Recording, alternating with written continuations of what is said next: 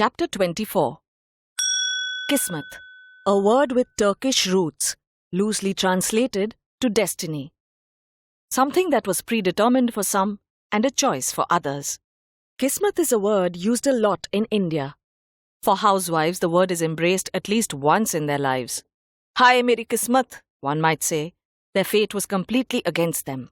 Or, leave it to Kismet, another would exclaim, hoping that things would improve if they said their prayers.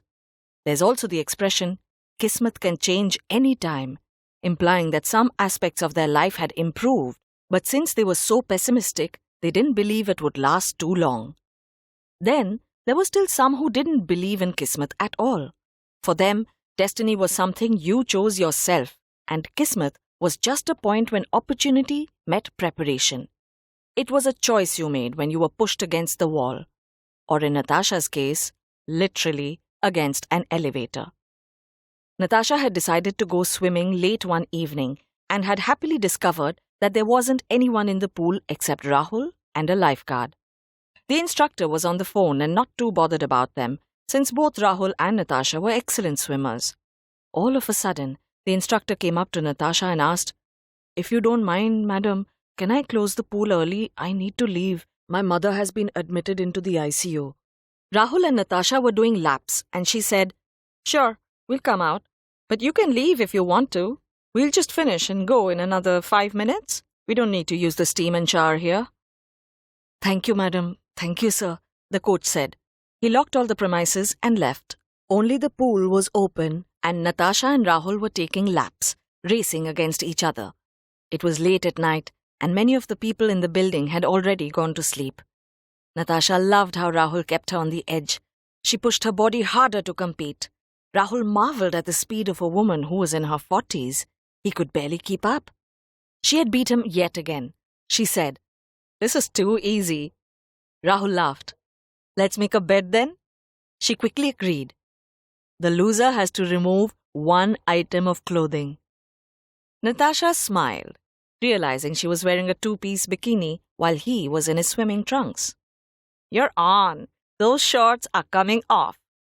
"On your mark," Rahul said, wondering which part he would ask her to remove. He was quite tempted for both of them to lose their lower half item of clothing. She completed the sentence as he went off in a daze. "Get, set, go!" Natasha raced ahead, her strokes hard and fast with her breath clear and strong. She was an excellent swimmer, with long legs and lithe arms. But Rahul chose to hold his breath a little longer and pull ahead. His long arms stretched farther and pulled him inches ahead of Natasha. And as they drew close to the finishing line, Natasha gave it one last leap of strength. But she was no match for Rahul, who touched the tile seconds before her. They started panting, swallowing large gulps of air and laughing at the same time. When they had finally caught their breath, Rahul said, "All right now, a bet's a bet." His gaze roved and lazily appraised her body underneath the water. Amusement flickered in the eyes that met hers. She threw back her head and let out a great peal of laughter. How was it so easy to be around Rahul? With his disarming smile and easygoing ways, she felt as if she had no worries in her life. He made her feel whole and complete.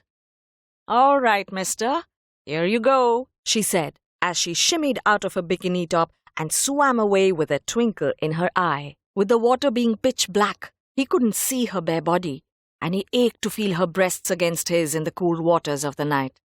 "Come back," he said, as he began to swim after her. But she was too quick for him this time, stopping only for a brief second to turn around and lightly graze her naked breasts against his chest, before she moved away once again. She turned her back to him and climbed up the stairs, leaving him to see just a side glimpse of her magnificent breasts as she covered herself with a towel. She laughed triumphantly. "I'm going home now. I'm hungry." She didn't miss his approval of her body. Rahul's hormones raged. He came out of the pool and stood close to her, in the shadows of the covered area of the pool. No one could see them.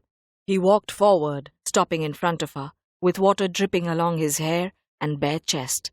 She leaned in close and wiped away his wet neck, reaching down slowly to feel the length of his tight abdomen. As a sliver of light fell between them, she noticed how his eyes were magnetic and compelling. He surveyed her with intense desire, a primal need gnawing away at his insides. Her heart jolted and her pulse pounded. He swept her weightless into his arms and buried his mouth on her burning lips. They writhed against each other's bodies, kissing passionately, till her towel fell and her breasts lay bare on his chest. He moved back to suckle them fondly as she let out a soft moan. She looked around and was suddenly aware of her surroundings. "Not here," she whispered softly to him, picking up her bikini top and wearing it. She covered herself with a robe, picked up her towel, and headed towards the elevator to go home. Rahul wiped himself with his towel, covered himself with a shirt, and followed her. He followed her into the service lift of the C wing, and just as they were about to reach her floor, Rahul stopped the lift by pressing the button in between floors. He grabbed her hard and kissed her passionately. He yanked open her robe and let it slip from her shoulders. He untied her bikini and clutched her breasts. Her breasts surged at the intimacy of his touch. She fell back against him, powerless in his arms, with desire mounting in every inch of her body. His hands began a lust-arousing exploration of her soft flesh. Her emotions whirled and skidded as he kissed her softly along the length of her bare back. He turned her around as he held onto his neck while he devoured her with a fiery kiss. His tongue made a path down her nipples to her stomach as his hand searched for the pleasure points in her body. He moved her bikini bottom aside as he slid 2 fingers deep inside her and started making small circular motions. She let out a groan and lifted her leg to let it sit along his other arm that he had stretched out. His body imprisoned hers in a web of growing arousal. He untied her bottom as it fell to her ankles. He removed his shorts and kicked them aside. He lifted her leg and let it lie on his arms as he entered her slowly, standing against the back wall of the elevator. He picked her up as she wrapped her legs around him, supporting herself against the wall as he moved deeper inside her. His strong arms held her close against him as she held him closer to her body. Passion pounded the blood through her heart, chest, and head. Together they found their rhythm. He didn't stop, keeping up his rhythm, until they both reached orgasm. An electric shock scorched through their bodies. It was probably Kismet that pushed them to make love in the elevator. But it wasn't Kismet that revealed to everyone what they did. Someone was watching, and they would soon tell everyone.